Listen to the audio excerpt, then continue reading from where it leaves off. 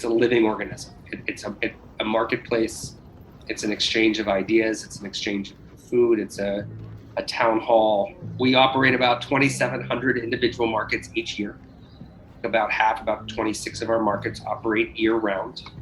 Union Square is the largest. The 1.8 acres of parkland support about 23,000 acres of farmland. There's nothing like it in the world. I've been to markets all over the world and all over the country. Union Square is special. And on a September day when it's not COVID, over 400,000 people walk through that marketplace. There's 12,000 ingredients there. There's over 75, 85 farmers there. And it comes to life.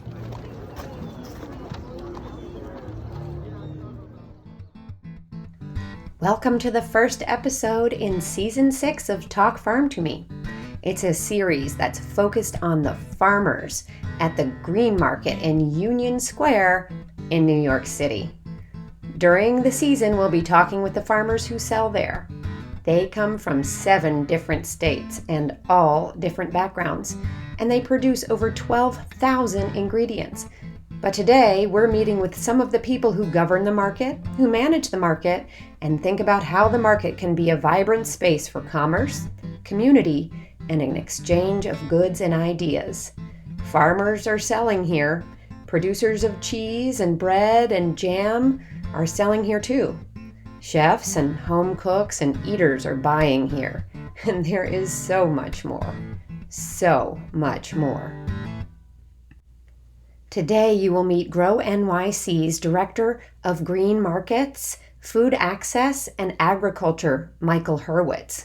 He wears a lot of hats. A more than 14-year veteran of the organization, Michael really sets the tone and vision for Union Square's Green Market and 51 other New York City markets. You will also meet the Union Square Green Market Manager, Aquilino Cabral. He is up at dawn every day, rain or shine, making sure that park space on the north and west sides of Union Square between 14th and 17th Streets are ready for farmers and other producers 4 days a week, 52 weeks a year. Both Michael and Aquilino provide a very unique perspective on the market, from its history to its day-to-day, as well as the foundation for its profound and still emerging impact. Let's start with Grow NYC's Director of Green Markets, Director of Food Access and Agriculture, Michael Hurwitz. I really do have the best job in the world. Our program it's so robust, right? So we, for the past 46 years, have been operating retail farmers markets. We work with about 240 producers and have 52 retail sites throughout the 5 boroughs. It's a weird region from New York City. It's about 120 miles to the south and 250 miles to the north and 170 miles east and west. And our fish comes from the mid-Atlantic waters. There's a fishing region. And it's really about our 2-part mission, and all the other programs and models that flow are about supporting a viable regional farm system and farmer profitability and making sure that New Yorkers have equitable access to what's produced in that region. And it's great that you're talking to a national audience, because at our markets, Union Square even, there are 6 states that are represented there. New York, in our program overall, probably about 70% of our farmers are coming from New York State, and then Jersey and Pennsylvania, but Vermont, Connecticut, Massachusetts, and Rhode Island. Our products grown in those states are sold in our markets. And if it can be grown or harvested or raised or caught in our region, there are over 12,000 individual variety of product that's sold throughout the year at Union Square. And it's the farmers, it's the farm workers that are selling directly to the consumer. We have a very strict producer-only model. Just a note here, producer-only model. It's a concept that's at the core of the Union Square Green Market. Michael's going to talk about this again, but for now, let's just say if you grow it, raise it, catch it, or make it from what you grow, you can sell it. I'm oversimplifying. You'll see. Nothing's simple. We know that food is such a unifier and a bridge, and it brings people together. It gets people talking and excited and talking about their own backgrounds, their own recipes and customs and cultures. And of course, we see that at market, and we see that at market still. These are vital lifelines for our farmers. Even before COVID, I'd say about 90% of our farmers would have told you then that relying on the wholesale market, they'd be out of business. And but for the direct access to the consumer, their farms are able to survive. And then for community members, right, having that vital lifeline to this regionally produced bounty. And then the connections that are formed there between, like we hear about the urban and rural divide. Well, we've studied that impact, the social impact, and the intellectual exchange between farmers bringing their knowledge into the city and then taking knowledge that they glean from city residents back home, and how that impacts how they grow and what they grow. We actually partnered with Cornell and Colorado State, and they did a comprehensive analysis, both at market, engaging with customers, and then on farm, engaging our farmers, and did a intellectual wealth analysis between how information flows back and forth and how it influences decision making, both on farm and then in the wider rural community, and also in the city amongst New York City shoppers. And the findings were? That these relationships influence decision making and how people view one another, right? And it breaks down barriers of what it means to live in the city. And it's funny, when our founders in 1975 were driving around and trying to convince farmers to drive into the city to sell products. Farmers, like, I'm not going to New York City. Are you out of your mind? And between city folks really not understanding where food comes from, but also having all kinds of preconceived notions about rural communities and farm communities, these markets obviously break down those barriers. But it's also, we've had some conventional growers that now are using green manure and cover cropping and using much more integrated pest management, because that's what they know their consumers want. They're learning about new products that they want to bring to market and they never even thought of. Going back to our mission, it's farmer profitability. So gaining access to a marketplace that someone may not be able to get to, and making sure that those products are represented and that the New York consumer has access to them. But we take our inspections very seriously, and the overwhelming majority of our farmers really appreciate that and want there to be a real compliance component to this. So explain inspections to me. Because we are that producer-only marketplace, and we want a very transparent and traceable market, it starts with when you apply to participate. We want a crop plan. If you're new, we want a county agent or a Cornell Cooperative Extension agent to vouch for the fact that you have land in production. And we'll send out an on-farm inspector once we know that things will be in operation. So you may apply in February. We're not going to send an inspector out in February because we're not going to be able to see anything growing, depending on the product. But come July, we'll come visit and we'll walk the farm. We'll match what is growing with what was submitted on that crop plan and those maps. And occasionally we'll do audits at market to make sure that the numbers all match up. And it can be cumbersome. And we know that it is an annoyance to a farmer who has been up for all night long and working all week to come to market. But again, they appreciate and understand that this is part of maintaining the integrity of that marketplace. It allows us to have baselines of what's being sold through market and be able to communicate to policymakers and to customers. Most importantly, it means that you can't have a broker come in and set up a stall, right? We don't want brokers. We don't want resellers. We want farmers. We want fishermen and fisherwomen. We want bakers who are baking the products that they're bringing in. What are some of the other rules for getting into Union Square Market? What do you have to do as a farmer? My God, I'll send you our rules and you'll see how confusing and convoluted they are. But they're actually an example of a 46-year-old program that works with its farmer community. We have a farmer and consumer advisory committee that we work to create our rules with, that both reflect the realities of agriculture in our region and also what we aspire for agriculture in our region to look like. So sure, we'd like 100% of our cheese to come from the farm that's producing the milk. But we know that is not reasonable in terms of dairy production. You have to be a farmer to be at market, and you have to produce 60% of the milk of the raw variety that's going into the cheese. And you can buy in 40% from a neighboring farm. So again, supporting mission, bringing product into market, supporting that farm, that neighboring farm. If it's fluid dairy, it has to be 100% from your herd. If it's a mixed milk, cow and goat cheese, you can buy in 20% from your neighboring farm. We're constantly looking to evaluate our rules. There was a rule that did not allow for off-farm processing. So if you wanted to bring jam and jelly and chutneys and tomato sauce into market, you had to have the infrastructure on farm and all the recipes and do it yourself. Well, it's hard enough to be a direct market farmer, right? You have to be an incredible grower. You have to then post-harvest and transport that product perfectly to market.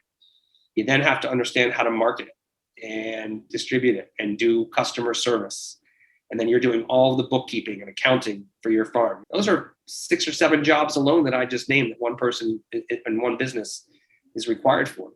So to do processing really well, it just didn't make sense. And it also limited agricultural opportunity in the region, right? And so again, from a mission perspective, we worked with our farmer community and said, we're going to change this rule.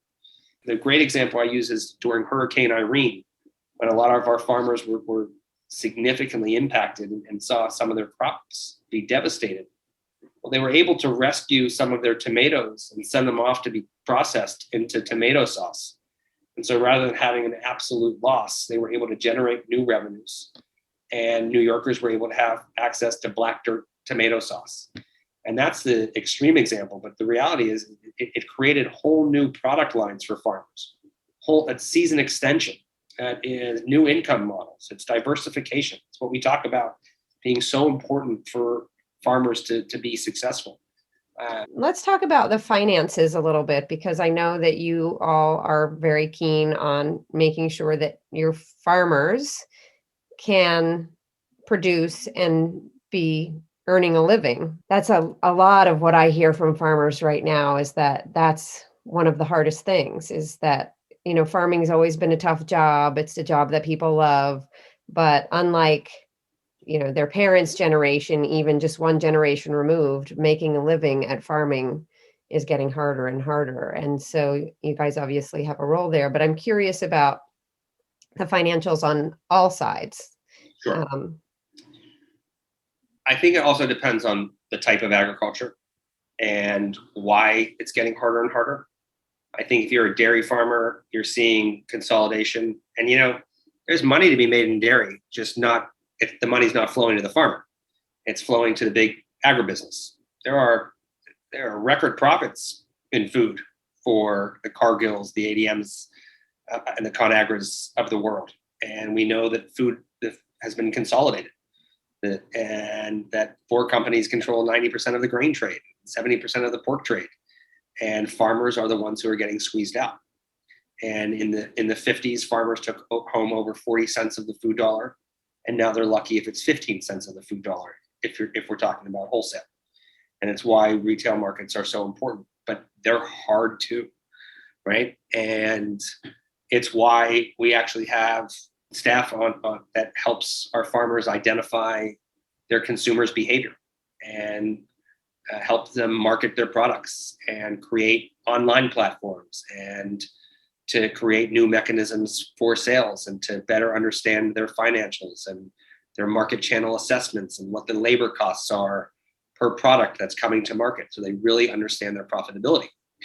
But farming is a business, And it's not like you can throw up a folding card table and throw some local product on it and go home at the end of the day having sold everything out, because there are so many more opportunities, and there's so much more competition now.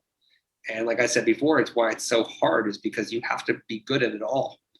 And so we recognize that part of our job is to help market that product and help engage and help create a reason for people to come to market. So they take home all of the money that they collect in a day. They sell their asparagus and their strawberries, they're selling bread, all of that money goes to them, and they pay the marketplace a fee. Correct. On space that they take. And what's kind of the range for a fee for a farmer? This is by a 10 by 10 stand. It ranges from $50 to, I think, $120. And if you take more than 3 spaces, every 10 by 10 after the third space, we charge 1.5 times. Are there a lot of farmers with more than one space? Most of our farmers take more than one space. Tell me about your governance. Grow NYC is a quasi-governmental agency, which means that we were born out of mayoral decree. Mayor Lindsay created us because he wanted there to be a think tank at the time that could operate outside of city bureaucracy.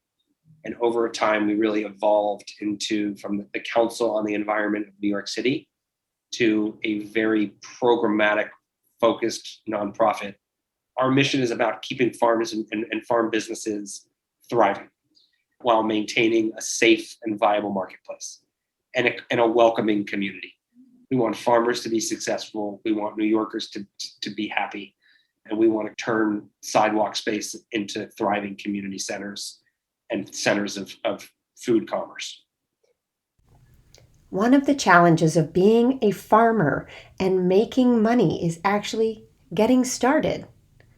This challenge represents an opportunity for any region. In order to have a vibrant regional food network, new farmers have to join the ranks of older and retiring farmers. When I said Union Square Green Market was so much more, this is one of the ways it's just that. For the last 21 years, we've offered a beginning farmer program. And for the first, I think, 14 years, it was working with exclusively immigrants from Latin American countries that came to the United States with extensive farming knowledge, but didn't know how to get into agriculture here in the Northeast. So our model was financial literacy training to start a farm business, and then access to markets. We ran a zero interest micro loan fund, so access to startup capital, and we would support those farmers getting onto land. And in 2014, we surveyed our larger farmer body and realized that about 40% of our farmers were going to retire in the next 15 years. And of that 40%, they didn't have an identified successor to that farm business. So we sort of expanded our reach for beginning farmer and opened it up to any city farmer that really wanted to scale and grow food for market, focusing again on populations that had been marginalized throughout the years through the farming community: African Americans, immigrants, veterans, women, the LGBTQ community. About 85% of our graduates are reflective of those communities and have started farm businesses.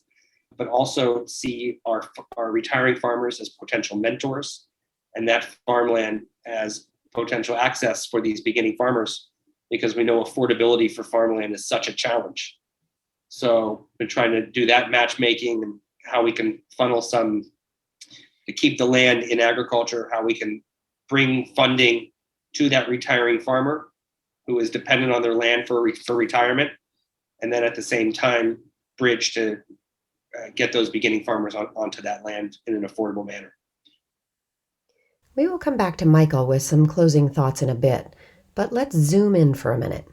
Union Square Green Market operates 4 days a week: Monday, Wednesday, Friday, and Saturday. Each day is a Herculean feat of operations. Farmers come in from outside the city. They set up, customers come, they sell their products, pack up, and go home. Sounds easy, right? Not so easy. But thankfully, Grow NYC, his green market manager, Aquilino Cabral, and the team he manages to make the weekly market days work like clockwork.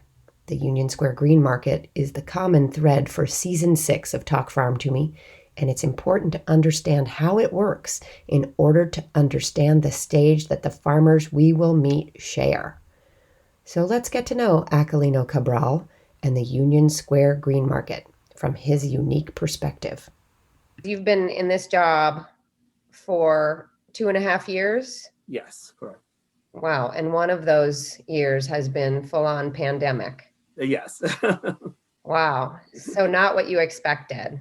Not at all. It definitely changed the way that the market was run, and it definitely changed the way that shopper shop at the market, and it definitely affected farmers in ways that I don't think they were expecting to be affected. Whole setup change, social distancing, controlling the crowd as they enter the market. In some cases, not having able to invite all producers to attend because we didn't have the space.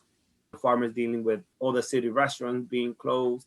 It really made us rethink the way that we did business.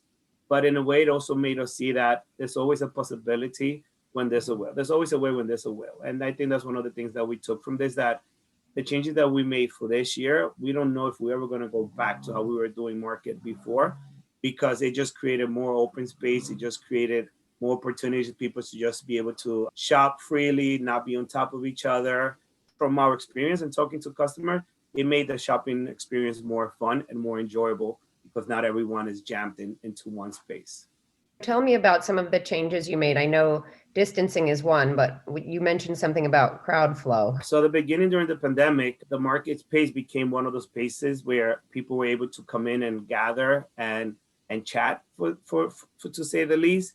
So the city was not happy with the amount of crowd that it was gathering at market. We used to have 4 different entrances, and what we used to do was just keep the max of people to about 300 at a time. So we kept a system where it was 1 in, 1 out at each entrance.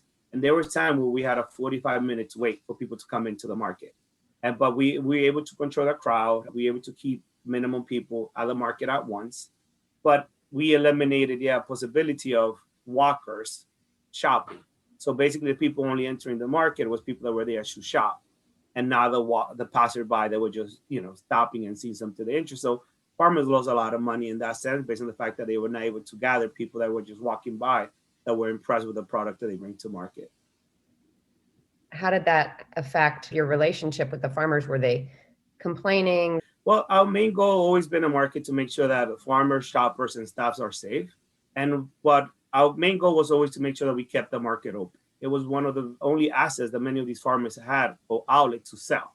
So our goal was just to make sure that we kept it open, even if it meant selling out at 30% capacity, but it was still an outlet to be able to bring the stuff that was still coming out of the ground, because the reality is that the product that were already planted that was not affected by the pandemic, they were coming out of the ground, and they needed to have a space where they're able to be, given to the community. So the green market, that was the main focus, was making sure that shoppers, farmers, and staff were safe, and that we are able to keep the market open for the long term, not just for a day or two. So farmers adjusted. Farmers always will complain. It's just the nature of the job, and I always tell farmers, I like when you come to me and you tell me the reasons why we should do things different, because at the end, you need to fight for your business. And we're here to work as a team. And if you're not fighting for your business, who's going to fight for you? So I actually appreciate when a farmer comes up to me and tell me, I would like this to change, because it might be I'm seeing from my point of view. I also want to see it from their point of view. So it's actually, we had very interesting conversation. They always have suggestions on how we should do things. And many of those suggestions were taken place and incorporated. Before you started this job 2.5 years ago, how many farmers did you know? Not many. I did not come from a background of farming. I'm a social worker by profession. I did 10 years at Columbia University working with college students.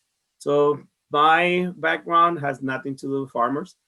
I come up from the countryside of the Dominican Republic. I was born and raised in the Dominican Republic. And when I lived with my grandparents, everything that we ate, we grew.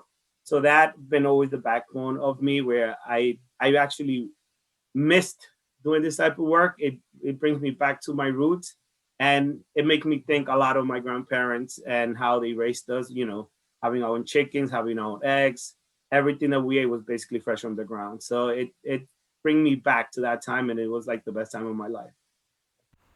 Aquilino spent 10 years helping college students get access to quality education. He also had his own supermarket in Brooklyn at one point. But you can feel it. He's kind, he's a listener, he's a natural helper. It's all about helping, and I think I'm in the helping profession, and the minute that I'm able to just help someone either get into the market or increase their sale, or just talk about things of marketing and strategy that we could do differently at market, it's helping. And the fact that New York City is basically not known to have healthy alternative, healthy food, being able to be at the market and promote the market and bring people from Brooklyn, from the Bronx into Union Square and see all the possibilities that they could get is amazing. A lot of people feel that it's too expensive. A lot of people feel that it's only cash. But the fact that we have EBT, that they get the health box with the EBT, and that it's accessible. And it's basically stuff that's been picked up from the ground the night before that is coming to market the next day. And that has no price. I've heard from more than a few listeners that their perception of the customers at the Union Square Green Market in New York City is that they are predominantly wealthy. Aquilino explains EBT to us and the role that it plays at the Union Square Green Market. EBT is electronic benefit transfer. It's basically what it used to be known as food stamp.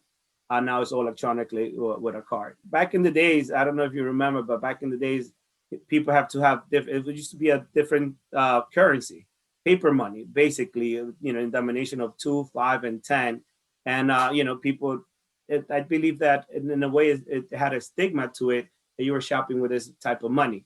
Now you can go with a credit card and you get your tokens, especially at market, or you could go with your EBT card and you get your token as well. So it doesn't have the stigma that you're actually buying with, with government benefits or food stamp, as we call it. This is a really important topic, the market's ability to accept SNAP benefits, which stands for Supplemental Nutrition Assistance Program. I want to let Michael explain Grow NYC's efforts on this program. It is a very successful program because they want it to be, both at market, as Aquilino described, and behind the scenes too. Here's our discussion. As a consumer, I'm not sure that those messages, like understanding that there is that big amount of money that's kind of on the table that could be spent through a farmer's market, that doesn't just have the benefit of feeding that family with, like you said, culturally relevant food, healthy food, clean food, but also supporting the farmer. Tell me a little bit more about the program and how people understand that and the different elements of that, because that's a really important part of what you do. We do a lot of outreach, and we have a great partner in the Department of Health and the City of New York. We make sure that we are pounding the pavement, that we are presenting in senior centers and WIC offices. We are constantly reminding people that there is no shopper that is not welcome at market. We wave our flags high and wide. Every one of our farmers is actually required to accept the various mechanisms of payment. We created our own green market buck. We are now working with Health First and Metro Plus, two insurance companies, and providing bucks to their Medicare and Medicaid populations. So using the power of their media to spread the word. We want to expand the availability and accessibility of our markets. Pay close attention to this next part. There's math, the kind of math that really matters. Because we also know that every dollar that's spent using SNAP or these purchase supports is between a 79 and 81 cent multiplier for our regional economy. So this is the best small stimulus you can ask for. Those dollars are spent in our region and locally and hyper locally. And they are vital lifelines for both consumers and farmers. We have some markets that have been around since 1977, where 80% of what the farmer makes is between SNAP Health Bucks, Farmers Market Nutrition Program, and our other currencies, and cash is secondary. Those are thriving, robust marketplaces. Even Union Square, actually, people think of it as the foodie market. It's our largest redeemer of SNAP and Health Bucks in our entire network. And I think the third largest in the country. There are hundreds of thousands of dollars every year spent in SNAP at Union Square alone. And there is no SNAP shopper. There is no cash shopper. You'll never be able to anticipate what someone looks like. Again, it is the diversity of New York City that is utilizing all of these various mechanisms to shop and market. I hope this part is sinking in. Shoppers on government assistance shop at Union Square Green Market. The assistance dollars that they get help them. They help the farmers. They help you. And Grow NYC works tirelessly to get those dollars into the market. I'm going to keep thinking about this part of the green market that I didn't really realize was there. I hope that we'll come back to it in a future episode too. Let's get back to Aquilino. What can you tell me about farmers as a breed? Well, they are passionate. One of the things I say about farmers is that they are passionate. Every time I go and speak to any farmers market, their passion for what they're growing, the passion for what they're doing is the first thing that I notice in them. They could go on hours and hours about their growing practices. They're talking about equipment that they bought. They are talking about things that they are planting this season. They are so excited for it to start coming out of the ground so they could bring to market. So passion, it's one of those things that I always say that all the farmers that I've encountered at Union Square have. And it's one of those things that I feel that make them stronger. And we connect because I'm also very passionate about the work that I do, because I feel if you are not connected to the job that you do, you're going to be miserable. And you see these farmers, even on a bad day, they are happy.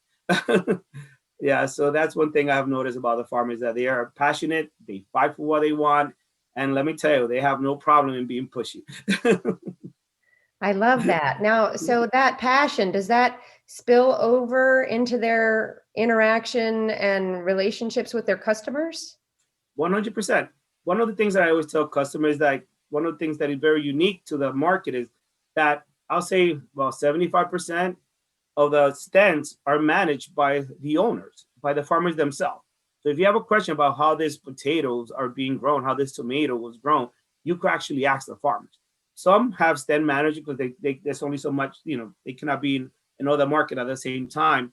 But customers are able to go have these conversations with the farmers themselves and gather information that they need to know. Because at the end of the day, there's a lot of people with dietary restrictions that want to know what they're putting in their bodies. So being able to talk to the farmers themselves, and let me tell you, farmers always take the time to speak with the customers. Farmers love to talk about their growing practices, what they're growing and how they're doing it. What are some good questions to ask a farmer? Me personally, being at Union Square 4 days a week, I always tend to just ask the same question. I always like to know what are they bringing to the market this season? What are they growing that they didn't bring last year to the market this season? I'm always curious to find out when strawberries are going to be coming up, when rams are going to be coming up. So I always like to ask farmers, I like to call them goodies. When are your goodies coming to market? Because they all have their money makers. So it's always good to know when to expect them. Every day at market is different. Different farmers, different setups, different New Yorkers, maybe a protest, definitely some panhandlers, rain, cancellations, life on the street. And guess who handles it? So it's a team effort. I'm the main contact person for Union Square. And what we do assignments once a year. So basically when I say assignment, is the farmers need to submit an application every year. So basically farmers that have already been assigned Union Square typically get reinstated every year. And then there's farmers that drop for X and Y reasons. So there's open opportunity for someone else to come in. Then we have 4 days at Union Square. Saturday being the busiest and the most demand from farmers wanting to get it in on a Saturday. Monday is very calm, where the foot traffic is low. So even though we do have space, we don't want to pack the market as we were packing on a Saturday because the foot traffic is not high enough to accommodate 90 plus farmers. So typically on Monday, we have about anywhere between 20 to 35 farmers. And we try to be as diversified as possible, meaning that we don't want to have 5 tomato growers on a Monday. On a Saturday, we probably can, and we do. We have 5 or 6 people selling tomato, but we have over 400,000 people walking the market on a Saturday. On a Monday, we might have only 100,000. Did you hear that? On a light day, there are only 100,000 visitors to the market. So the foot traffic actually determine how many people we feel that we could safely bring in without affecting the sales of another farmer. So when we do the assignment, we take all of that into consideration: who's there, who's dropping out, who stopped growing this item. We restrict what they're able to bring to market on any given day. Yes, you could bring, for example, tomatoes, cherry tomatoes, but you cannot bring plum tomatoes because we have too many of them. So, and that's very helpful in the sense that we're still able to give this farmer an opportunity to be Union Square as with restriction, but it opens the door for them to be able to be at Union Square. And then if a tomato that was selling similar to them drops out or decide that they're not doing the market any longer, then it opens the opportunity for them to go full blown on what they're growing. Are you getting the feeling that this is a little bit like three-dimensional chess with several boards playing all at once? Well, I am. And I was at the market last week, and when I was there, I met a farmer who had milk and eggs on his table, and while we were talking, he told me, well, yeah, we raise pork too, but I'm not allowed to sell it here. So you see, it's going to be very interesting when we get started talking with farmers. Tell me about your customers. Wow, Union Square customers. I have to say that they keep the market going. I feel the fact that we are a Union Square makes a big difference in a way of how items are priced, what producer bring to the market. I feel that there's certain items at market that will not sell well out of the market, but because we are a Union Square, farmers are able to bring, duck, rabbit, and all these other items that are quite pricey per the pound that in some market might not do as well. So I feel that we have the best customers. We do have a lot of questions. We do have a lot of concerns.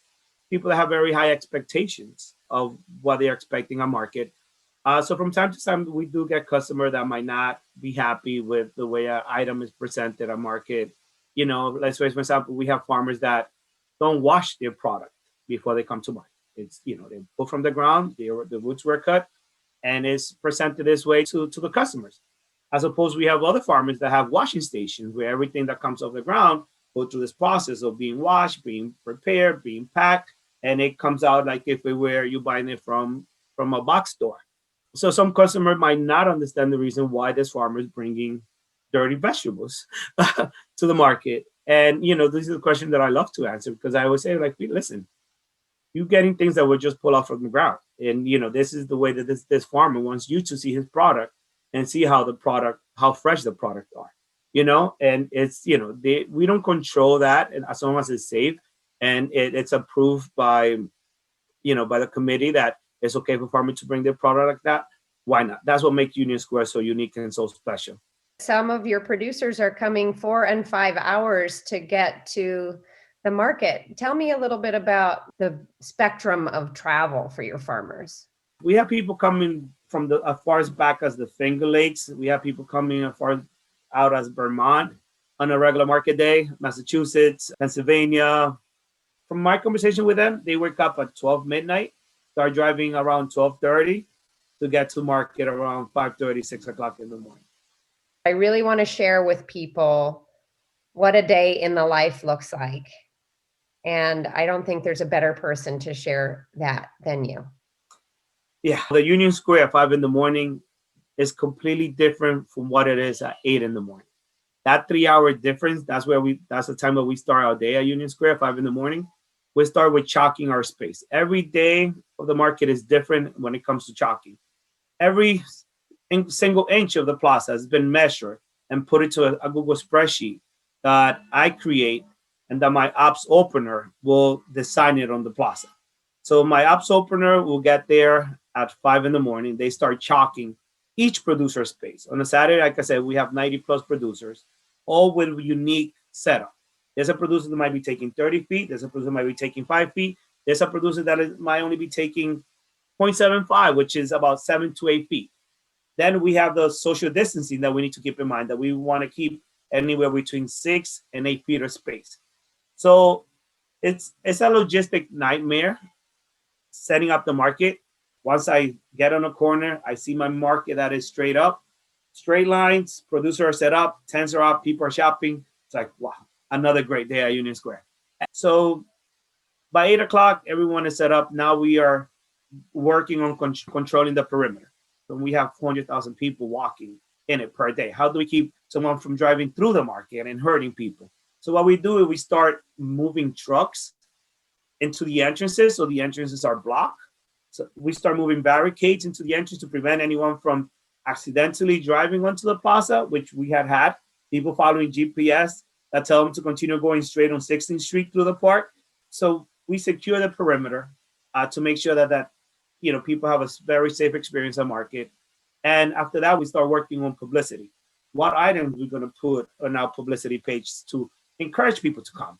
There's nothing more beautiful than opening the Union Square Green Market Instagram and seeing these beautiful items that are at market that day. By this time already, by 8 o'clock, EBT, which is our transaction information station, is set up and going. We have staff working the market.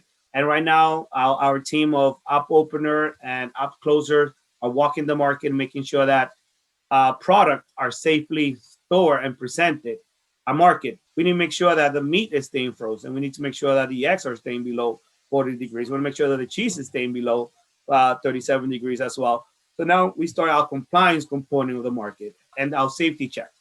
Are the tents properly tied down? Are vehicles running on the plaza when they're not supposed to be? Are pastry, baker goods, are they covered from any things that could come from the air and fall on top of them? Are farmers wearing gloves? Are farmers wearing masks? Are customers keeping 6 feet apart when they're in line? So we go around the whole market checking on all these items to make sure that every producer is in compliance with our rules. Once we do compliance, now we do a morning check-in. All my staff would check in at 10:30 near the info tent just to go over the day. By this time, my ops closer, people that close the market already have arrived at market. So now we are transitioning from the up openers that were there from 5 in the morning. We are transitioning to the ops closer that will be there until the market will close. One thing we take very seriously is that you can only bring to market what you've been approved to bring to market. We do inspection of the farm on a regular basis as well to make sure that what you bring into market is what you're growing. We don't want to see any producer bringing oranges to the market, as we know that we cannot grow oranges on this side of the country. So we do a product compliance update throughout the day just to make sure that what producers are selling is items that have been approved to be sold at market. So this will bring it close to now 4 o'clock, when is the time where the producer gets to start packing up and leave the market. There's no driving on the plaza unless you're being escorted by a market manager. And we want to make sure that we get everyone out safely. So they need to be escorted by a market manager with a whistle, making sure that dogs, people, and everything's out of the way so that we could get these farmers back home as soon as possible. So farmers are allowed to start leaving at 4, but they have until 7 to be completed out of the plaza. By 7 o'clock, my ops closers are doing their final check-in, making sure the plaza is in a better shape than when we found it in the morning, making sure that all the barricades that we move into the entrances are back in a secure location. And our goal is that we don't leave until every farmer is on their way home. I feel that every day that I wake up thinking that, you know what, it's going to be a great day for the farmers. They're going to have a good day. They're going to make money, and they're going to take this money and continue planting and continue seeding so they can continue coming to market. I want to go back to Michael for a minute before we end this episode for the day. After 14 plus years, Michael Hurwitz, Grow NYC's Director of Green Markets, is moving on. But his vision for what's possible is alluring, and I hope it inspires you too. Talk Farm to Me has some pretty big goals and ideas. How do we amplify farm issues? How do you think about food once you know a little bit more about who grows or raises it? What are the big issues that impact you personally that you didn't know existed? Talk Farm to Me wants to be intentional about finding hot buttons and shining a light on them. That's the word that I was just going to say if you hadn't said it. You have to be intentional about making these connections. They don't just happen, right? And so if you want to build these bridges, you have to provide the opportunities for that to happen.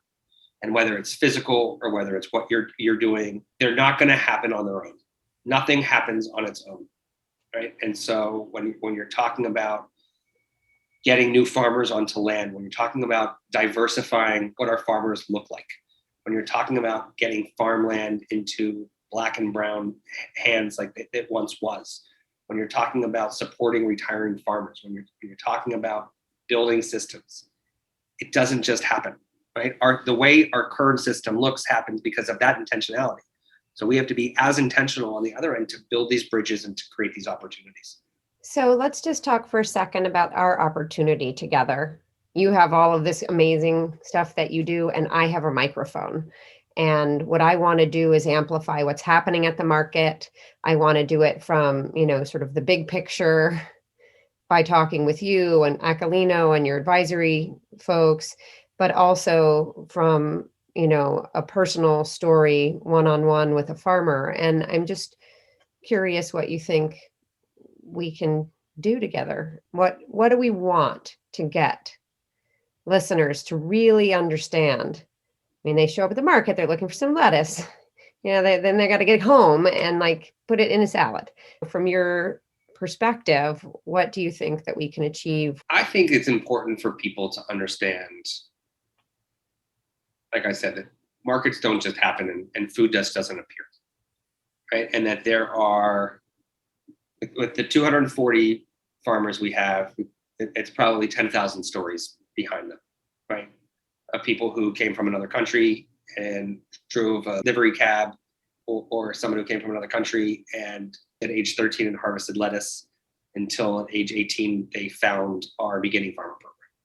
75% of our farm laborers Latino, but only 3% of the farm managers Latino. And the land is owned only 2%. And same thing about Black land ownership. Why is it that our dairies are going out of business even though there is record profit? People don't understand these issues. And I think there are a lot of progressives out there that don't understand why food matters at all. They're woke on every other issue, but don't understand how their food dollars either support what they're trying to tear down or can support what they're trying to lift up. And I think it's important to have, if you're having a national conversation, for people to learn across region and to understand where there's success in other places, and that no model has to be the same, but that we are collectively advocating for the same issues. And we can do that.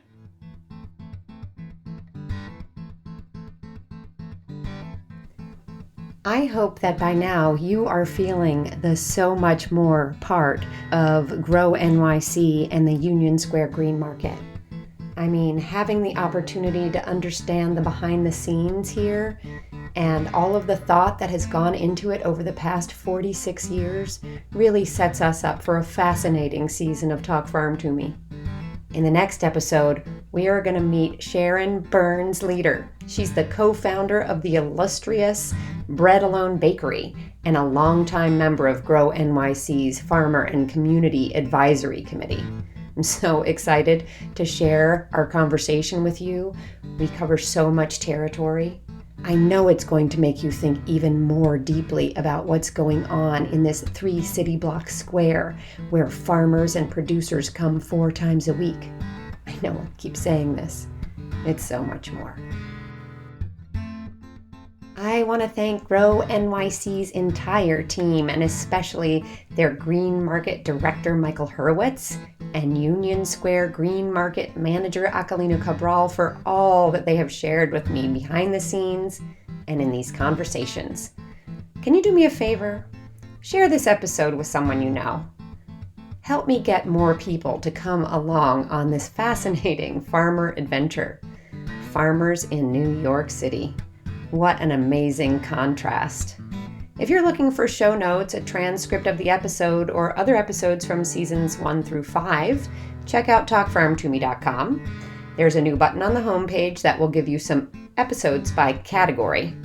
I'm your host, Farm Girl. Follow me on Instagram for additional content related and completely unrelated to the podcast.